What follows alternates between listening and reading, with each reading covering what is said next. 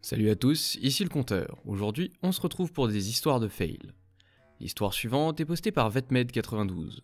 Aujourd'hui GRD en tirant dans les burnes d'un tigre. Contexte, je suis vétérinaire et je travaille avec des animaux sauvages. Cela s'est passé il y a environ une semaine, mais je suis encore embarrassé. Il y a une semaine et demie, j'ai été appelé dans un zoo pour un tigre qui ne mangeait pas et qui était léthargique. Après l'avoir immobilisé, nous avons fait un bilan complet, des radios et des analyses de sang. Plus tard, les analyses sanguines ont révélé une légère infection et un traitement aux antibiotiques était donc indiqué. Le traitement oral n'étant pas envisageable, nous avons dû injecter 5 ml d'antibiotiques à action prolongée dans une grosse fléchette. Une grosse fléchette lourde avec une grosse aiguille. Le tigre se trouvait malheureusement à 15 à 20 mètres dans son enclos, ce qui rendait déjà le tir un peu délicat. Pour ne rien arranger, il y avait 2 étudiants et du personnel autour qui regardaient par-dessus mes épaules. Je prends position, je vise, je tire et... oups, dans les burnes au lieu du haut de la cuisse.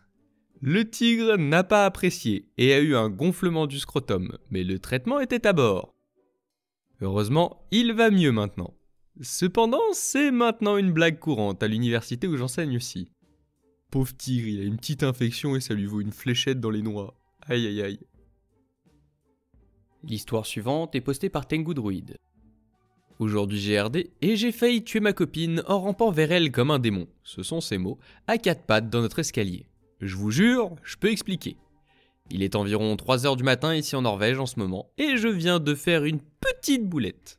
Nous empruntons la maison du père de ma copine pour le week-end, pendant que lui et sa compagne sont absents. Il y a moi, ma copine et notre fils d'1 an. Le petit a été couché, pour dormir, vers 20h, et ma copine s'est couchée vers 23h, il y a environ 2 heures. Vers 1h du matin, je suis allé prendre un bain dans la baignoire. J'adore prendre des bains la nuit et nous n'avons pas de baignoire à la maison, alors quand j'en ai l'occasion, j'en profite. La salle de bain se trouve au 2e étage de la maison, à côté de 3 chambres dont l'une est occupée par le petit et l'autre par elle et moi. Une fois que j'ai rangé mon bazar et trouvé tous les interrupteurs, qui diable cache ces interrupteurs sous les armoires murales ? Il ne me reste plus qu'à monter l'escalier et à descendre ma pâle carcasse dans l'eau du bain parfaitement tempérée qui calme mes nerfs et apaise mes noix. Vous avez quoi avec vos noix dans vos histoires à chaque fois ? Le problème, c'est que l'escalier est vraiment grinçant, de façon comique. On dirait que tu le désagrèges violemment sous tes pieds en le montant. Le bruit est insensé. Ces bruits réveilleront tous les habitants de la maison si tu ne t'y prends pas de façon experte. Et même dans ce cas, tu feras assez de bruit pour que les voisins te mettent un contrat sur la tête. Ma copine a le sommeil léger, elle a du mal à dormir et elle apprécie vraiment son sommeil. Mon fils a un sommeil un peu plus lourd, mais il est loin de mon propre sommeil fortement comateux. Et ce grincement briserait tout espoir de me voir entrer dans le bain, du moins pas avant une bonne heure. Et ai-je mentionné à quel point ce foutu truc est raide ? C'est plus proche d'un mur d'escalade que d'un escalier. Comment 3 enfants ont pu grandir dans cette maison sans faire de victimes me stupéfait, parce que ce truc est mortel si tu ne fais pas attention à ce que tu fais. Ajoute à cela le défi d'éviter les craquements et tu as une véritable quête devant toi. Alors, qu'est-ce que je fais ? Naturellement, j'utilise mes gènes supérieurs, mon sexe, le fait que je sois un homme, bande de tordus, et ma puissance cérébrale pour concocter une solution appropriée à mes ambitions. Je me suis dit que je marcherais à 4 pattes. Vous savez, pour répartir mon poids en montant les escaliers, pour faire moins grincer. L'idée était logique à ce moment-là, et pour être honnête, elle a fonctionné, malgré les conséquences futures. Le grincement était beaucoup moins fort, mais pas assez pour ne pas réveiller ma petite amie. Alors que j'éteignais la dernière lumière du rez-de-chaussée et que je commençais mon ascension, elle est sortie dans le couloir. Elle ne portait pas ses lentilles, il lui a donc fallu un moment pour me remarquer. Car je me suis instinctivement figé à l'instant où elle a ouvert la porte de la chambre. À ce moment précis, alors que je me fige, elle me regarde, et tout ce qu'elle peut voir, c'est mon visage nocturne, pâle et fatigué, figé dans une grimace sans doute malheureuse, avec un corps plus grand et encore plus pâle, grimpant vers elle comme une araignée albinos depuis l'obscurité totale de l'étage inférieur. À 4 pattes, à 1h du matin. Elle a crié si fort que cela a fait trembler mes globes oculaires, et elle a hurlé en tombant sur le sol et en hurlant d'une peur mortelle bien réelle. Notre fils s'est réveillé, rejoignant sa mère dans le chaos absolu qu'était mon bain relaxant. J'ai failli tomber dans l'escalier, mais j'ai réussi à me précipiter et à calmer ma petite amie, qui était terrifiée et furieuse contre moi. Heureusement, elle a pu en rire une fois que nous avons calmé notre fils et que son rythme cardiaque est repassé à 3 chiffres. Elle, qui est toujours une reine du drame, pense que ce n'est pas un comportement approprié à 1h du matin. Elle a également pensé que je ressemblais à une version américaine de The Grudge Girl, mais en plus effrayant. Des menaces ont été proférées contre moi et mes parties les plus chères si jamais je recommençais.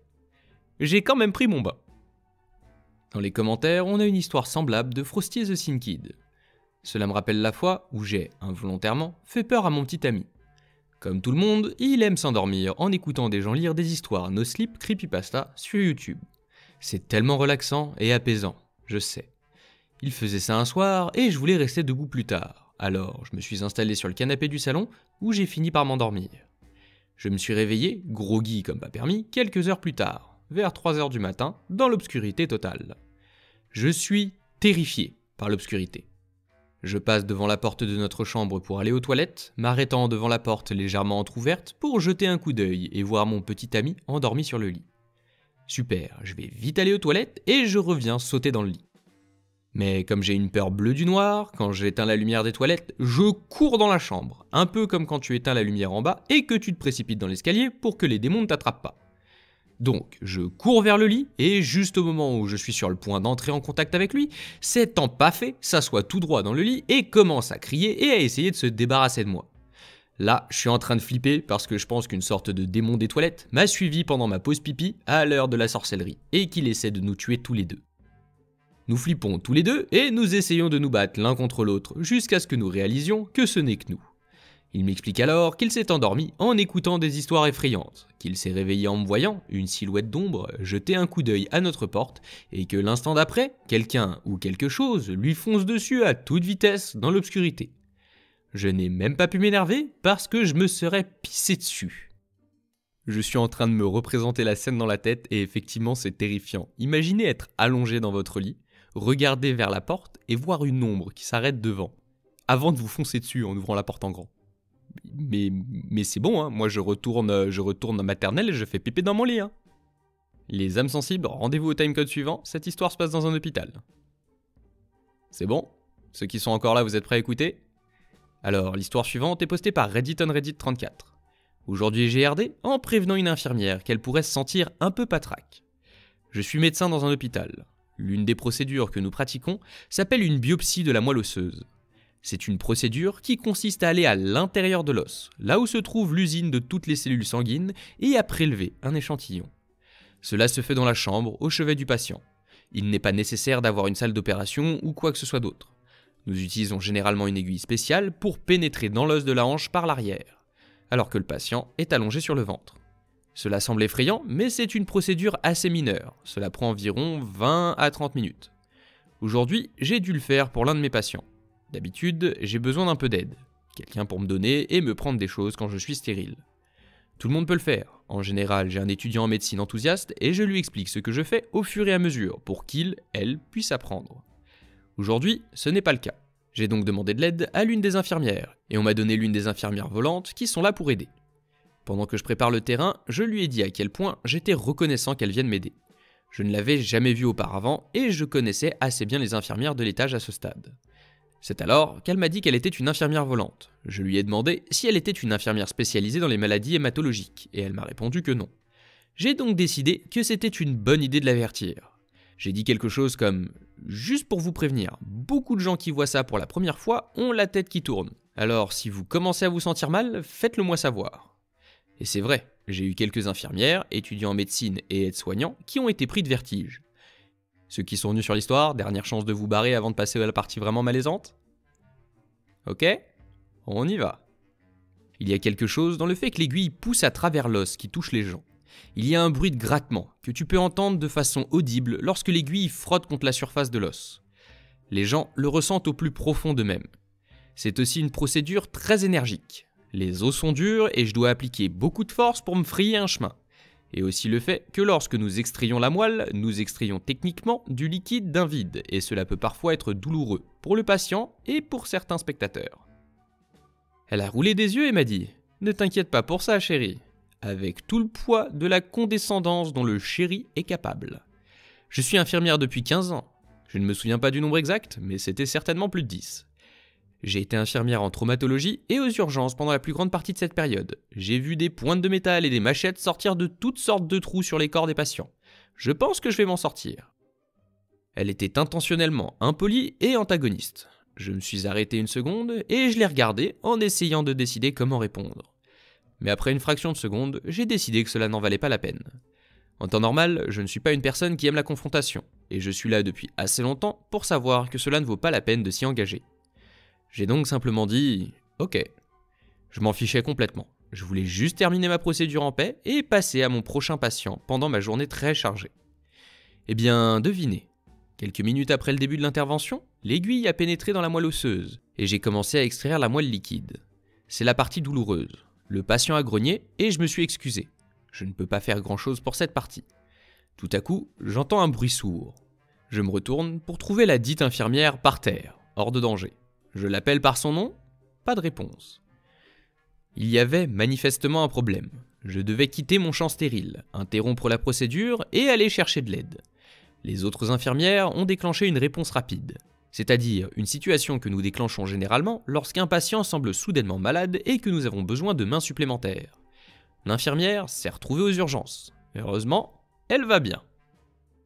L'infirmière, elle en a vu des choses, mais est-ce qu'elle en a entendu des choses? Parce que visiblement, c'est ça qui l'a mis KO. L'histoire suivante est postée par Jalaliep. Aujourd'hui, j'ai RD en ne sachant pas ce qu'était un fluffeur. Ok, retour en arrière, en 2011. La première de la saison 1 d'American Horror Story a eu lieu, et j'étais accro. C'était la saison avec la maison du meurtre hanté, où les nouveaux propriétaires finissaient toujours par mourir de façon horrible. Zachary Quinto a interprété un personnage gay nommé Chad Warwick, qui, je crois, a été engagé par les propriétaires en tant que décorateur d'intérieur. Dans l'épisode, alors qu'il embellit la maison, le personnage de Quinto fait un commentaire sarcastique sur le fait d'être un bon fluffeur. Je me suis dit que c'était une façon élégante de dire décorateur, puisque c'est ce qu'il faisait. Alors je l'ai ajouté à mon vocabulaire et j'ai continué à regarder la série. Pendant les 12 années qui ont suivi, j'ai utilisé le mot fluffer pour remplacer décorateur d'intérieur dès que j'en avais l'occasion. Je disais à mes amis qu'ils avaient besoin d'un fluffer. J'ai dit à ma petite amie que nous aurions besoin d'un fluffer lorsque nous avons acheté notre maison. J'ai même dit à une amie qu'elle ferait un bon fluffer puisqu'elle avait l'œil pour installer les meubles et les accessoires. Je me disais que je mettais à profit ma connaissance de la langue anglaise. Mais au lieu de cela, je faisais tout le contraire. Personne n'a rien dit à ce sujet. Personne ne m'a corrigé. La suite aurait pu être évitée si quelqu'un l'avait fait. Je traînais avec ma mère qui venait d'emménager dans sa nouvelle maison. J'ai toujours été du côté artistique, alors elle m'a demandé mon avis sur sa vision de la maison. Je lui ai donné autant d'indications que possible, mais j'ai aussi insisté pour qu'elle trouve un professionnel afin de réussir du premier coup. Elle m'a regardé d'un air confus et n'a répondu que par « Excuse-moi ». Je me suis dit qu'elle ne m'avait pas entendu, alors j'ai répété. « Tu devrais engager un fluffeur professionnel. Je suis bon, mais je suis pas si bon que ça. » Je crois que j'ai vu son âme quitter son corps avant qu'elle ne me corrige, en me disant que fluffer était un terme donné à la personne sur le plateau d'un film pour adultes chargé de faire en sorte que les talents masculins soient au garde à vous. Je n'arrivais pas à y croire, alors j'ai dit « Oui, bien sûr, peut-être dans les années 70 ». Elle m'a dit de faire des recherches, ce que j'ai fait. Un fluffer n'est pas un décorateur d'intérieur. Va te faire cuire un œuf, Zachary Quinto. L'histoire suivante est postée par un abonné, Wolfka05. Un été, je travaillais dans un restaurant où je faisais les services du midi et du soir. Pour aller au travail, je me déplace en vélo. Le problème, c'est que le restaurant est bien plus haut que là où j'habite. Il y a donc pas mal de dénivelé. Autant dire que la descente est bien plus facile que la montée. Travaillant en restauration, on finit souvent tard le soir alors qu'il fait nuit. Cela ne me posait pas de problème comme je suis équipé de lumière sur mon vélo. Ça a très bien marché pendant plus d'1 mois. Et j'ai peut-être trop pris la confiance en allant de plus en plus vite en descendant, sans trop me préoccuper de ma vitesse. Jusqu'à un fameux soir où en rentrant, j'ai voulu m'amuser un peu en allant le plus vite possible. Je descends donc, passe un premier virage en épingle en freinant vraiment fort au dernier moment, repars le plus vite possible et arrivé au dernier virage, je freine de nouveau très fort. Sauf que ma roue en a décidé autrement, en dérapant et en se mettant perpendiculaire à la route. Je me suis retrouvé projeté avec le vélo en rebondissant puis glissant sur le bitume. Je ne me relève pas tout de suite pour reprendre mes esprits et vérifier si tout va bien. Quelques secondes après, une voiture arrive et le conducteur sort de la voiture. Quelle ne fut pas ma surprise quand la personne qui était en train de sortir était mon chef de cuisine, qui ne put s'empêcher de rire après s'être assuré que j'allais bien. Je n'ai rien trouvé de mieux à dire quand on m'a demandé comment je suis tombé que de dire que c'était un lièvre qui m'a fait peur et en l'esquivant, je suis tombé. Encore aujourd'hui, personne ne sait que je suis simplement tombé car j'ai voulu aller le plus vite possible dans la descente. Je n'ai que 3 grandes brûlures au second degré dans le dos, la hanche et le bras, ainsi qu'une bonne entorse au poignet et à la cheville. Je pense que j'ai eu de la chance de ne rien me casser et de ne pas être plus gravement blessé vu la vitesse. Je suis quand même retourné au travail le lendemain, le personnel déjà au courant de toute l'histoire grâce au chef. On en a beaucoup rigolé après coup et je n'ai plus recommencé mes records de vitesse sur cette route. J'ai pris l'histoire suivante dans les commentaires d'une de mes vidéos, elle est postée par Siana Simer 1057. Petite anecdote, mes parents sont partis en voyage de noces, avec moi, 2 ans, en Martinique. Arrivés là-bas, ils s'arrêtent dans un petit restaurant, et en dessert, ils commandent une tarte aux pommes avec sa boule de glace vanille arrosée de rhum. Vous voyez déjà où je veux en venir. Fatigué par le trajet en avion et le décalage horaire, je ne mangeais alors pas beaucoup. Sauf que la glace m'a fait envie et j'ai boulotté celle de ma mère. Mes parents, trop contents de me voir manger, me laissent faire. Puis mon père goûte sa glace. Il demande alors à ma mère « C'est qui a mangé la glace ?» Ma mère lui répond « Bah, tu as bien vu, c'est Siana. » Moi donc, âgé de tout juste 2 ans. C'était pas la tarte qui était arrosée de rhum. Et comme là-bas, c'est pas cher, ils ne font pas semblant. Je titubais pour rejoindre la voiture, et on n'avait même pas quitté le parking que je dormais déjà. Oui, j'ai pris ma première cuite à l'âge de 2 ans. On peut dire que j'ai commencé tôt. Le plus drôle dans l'histoire, c'est que mes parents se sont fait contrôler 500 mètres plus loin, avec moi en train de cuver sur la banquette arrière. Tout est normal. Après tout ça, ils n'ont même pas eu la médaille des parents de l'année. Je tiens à te remercier pour cette petite anecdote, elle m'avait bien fait rire moi et ma famille quand je l'ai lue. Du coup, je vous la partage à vous maintenant. Si la vidéo vous a plu, pensez à laisser un like et à la partager, sans oublier de vous abonner si c'est pas déjà fait, et d'activer la cloche pour pas rater les prochaines.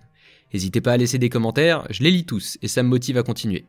Les plateformes de soutien sont en description si certains veulent me soutenir financièrement. C'était le compteur, on se retrouve bientôt pour de nouvelles histoires.